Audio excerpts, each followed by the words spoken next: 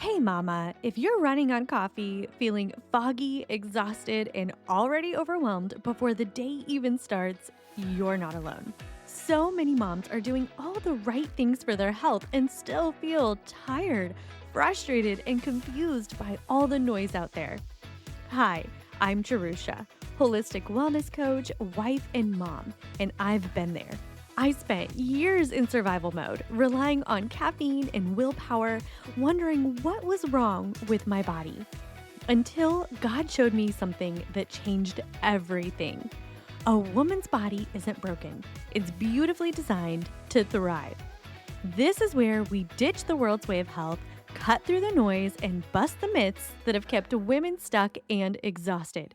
Together, we'll uncover simple, life giving truths about women's health the way God designed it, so you can find clarity, hope, real energy, and confidence for motherhood and the calling God's placed on your life.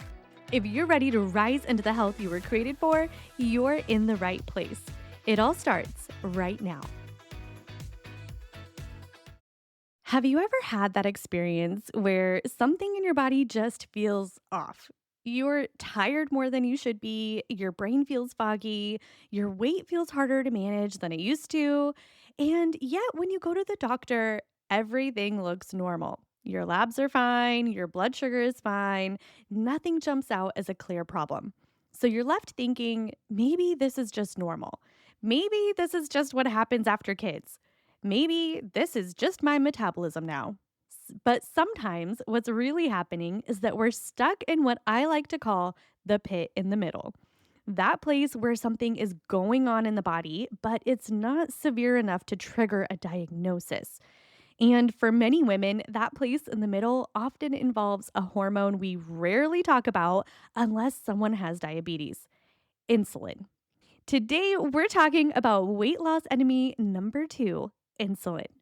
Because insulin determines something incredibly important inside your body, whether you're burning sugar or burning fat. And understanding that difference can completely change the way we approach energy, metabolism, and weight loss as women. This topic is actually very personal for me.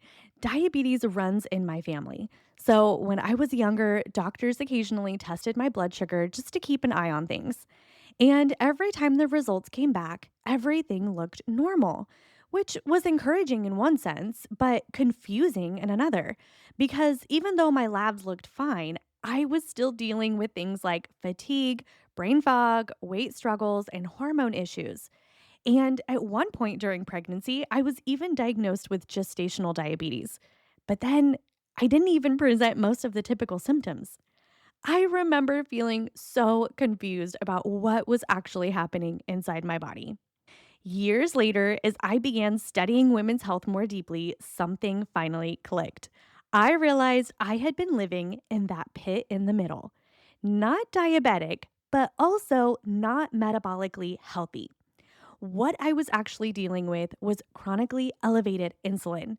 And once I understood how insulin worked in the body, so many things about my energy, my weight, and my hormones suddenly made sense. Let's talk about why most women ignore insulin. Most people associate insulin with one thing: diabetes. So, if your doctor hasn't warned you about diabetes, it's easy to assume insulin isn't even relevant to you. But insulin is actually one of the most powerful metabolic hormones in the body. Every time we eat, insulin rises. Its job is to help move glucose, sugar from food, out of the bloodstream and into our cells so the body can use it for energy. Without insulin, we literally couldn't survive. But insulin also has another role. It's the body's primary storage hormone. And that's where things become really important for metabolism. One of the best ways to understand insulin is to think about your metabolism like a hybrid car. A hybrid car runs on two different fuel systems: electric power or gasoline. Your body works the same way. It can run on two types of fuel: sugar from food or stored body fat. But here's the key: your body doesn't efficiently burn both fuels at the same time, it switches between them. When insulin rises, your body receives the signal: we have incoming fuel, use sugar. When insulin falls, your body can switch systems and begin using stored fat for energy. That switch is incredibly important for metabolism because if insulin stays elevated all day long, the body never receives the signal to burn stored fat. It stays locked into sugar burning mode. But here's the piece most women have never been told. If insulin stays elevated all day long, your body never gets the signal to switch fuel systems. It keeps burning sugar, and the moment that sugar runs out, you feel hungry again. Your energy drops. You start craving something sweet. Not because you lack discipline, but because your body has been locked out of its second fuel tank, which is the stored fat. And that's why so many women feel like they are constantly riding the roller coaster of eat, energy spike, energy crash, eat again. It's not a willpower problem, it's a fuel system problem. Your body simply hasn't been allowed to switch into fat burning mode. This is where modern life becomes challenging. Most women today unknowingly trigger insulin all day long. Think about a typical day for a busy mom.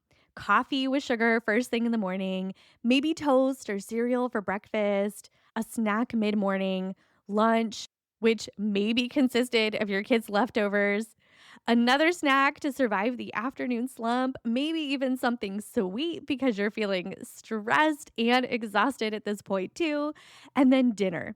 And then, of course, something sweet after dinner. And every time we eat, especially foods that convert quickly into sugar, insulin rises, which means insulin can stay elevated for most of the day. And if insulin never comes down, the body never switches into fat burning mode. What's tricky is that insulin issues often show up long before diabetes ever appears.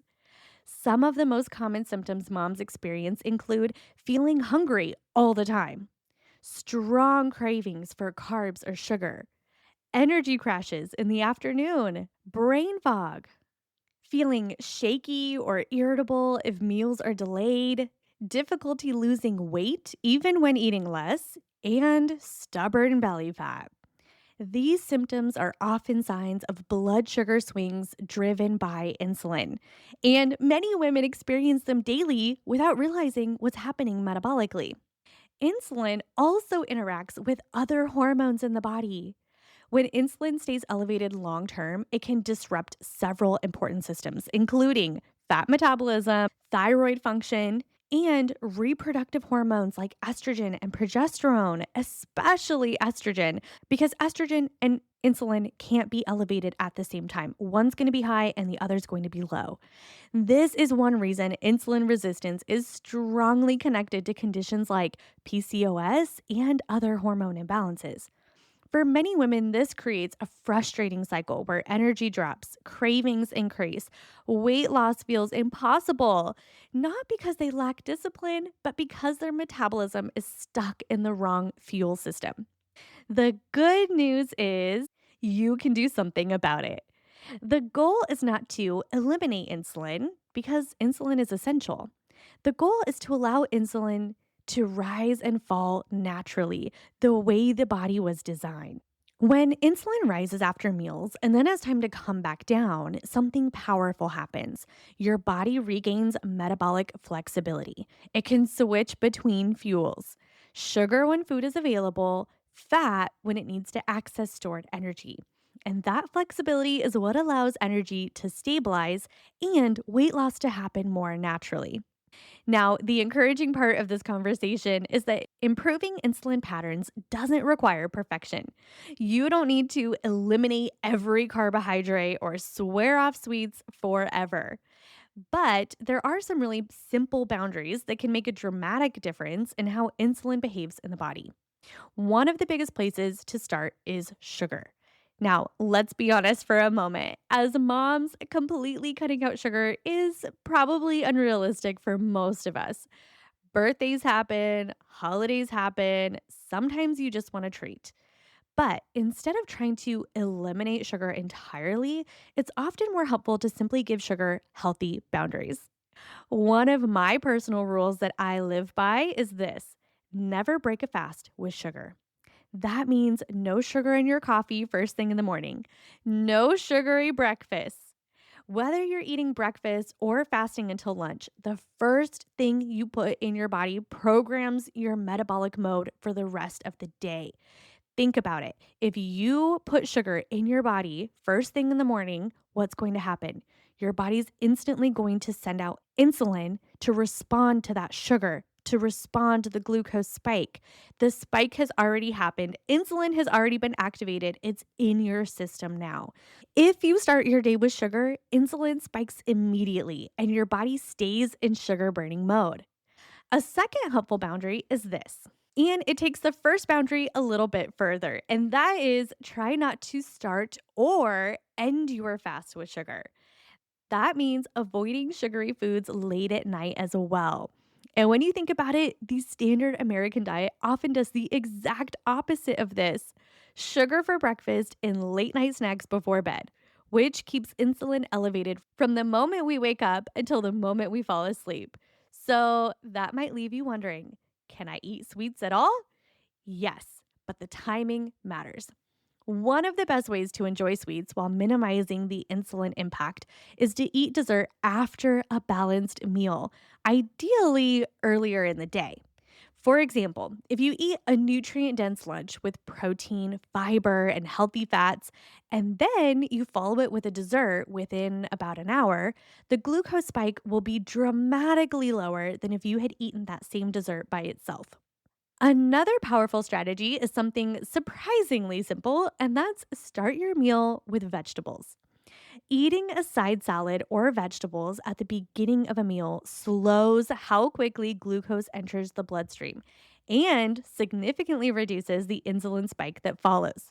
Your body digests the fiber first, which helps regulate the way sugar enters the blood. And then there's another rhythm that's incredibly helpful for insulin balance: allowing time between meals. Ideally, giving your body about 4 hours between meals without snacking allows insulin time to come back down. Your body needs those breaks from food in order to shift fuel systems. If insulin keeps getting triggered with snacks throughout the day, it becomes very difficult for your body to ever switch into fat burning mode. Now, sometimes moms genuinely need a snack, and that's okay. But when you do snack, try to choose foods that won't spike insulin dramatically. Things like protein rich foods or healthy fats tend to be much gentler on blood sugar than sugary or refined carbohydrate snacks. These kind of simple shifts allow insulin to rise and fall the way it was designed to. And over time, that rhythm can make a huge difference in energy, metabolism, and overall health. If cortisol puts the body into stress mode, insulin determines fuel mode, sugar burning mode, or fat burning mode. And when we begin supporting healthy insulin rhythms, something really encouraging happens. Energy becomes steadier, cravings calm down, and the body can finally access the fuel it already has stored.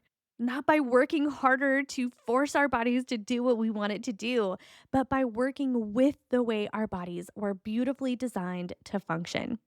Mama, if you've ever felt like your body was fighting you, there may be more going on beneath the surface than you realized. And the good news is that when we start understanding these signals, we can begin working with our bodies instead of against them. And that's where real healing and sustainable health begin. Mama, my prayer is that today's episode reminded you that your health matters to God and that caring for your body is part of living out who He created you to be. When we place our hope in Him and lean into His design for women's health, we don't just feel better. We stop guessing, stop striving, and begin moving forward with confidence and purpose. We're not chasing perfection here. We're learning how to live well with wisdom and grace in the bodies God gave us. And as you grow in that understanding, you grow in confidence to live in the fullness of who you were created to be. If this conversation left you feeling encouraged and supported in your health, I'd love for you to leave a rating and review. We're not talking about health the way the world does, and your voice helps build this mission of empowering women to steward their health with faith, confidence, and truth. Make sure you're subscribed so we can keep walking this journey together. You're not in this alone. And keep going, Mama. Every small step you take today is leading you toward the healthier, more vibrant life God created you for.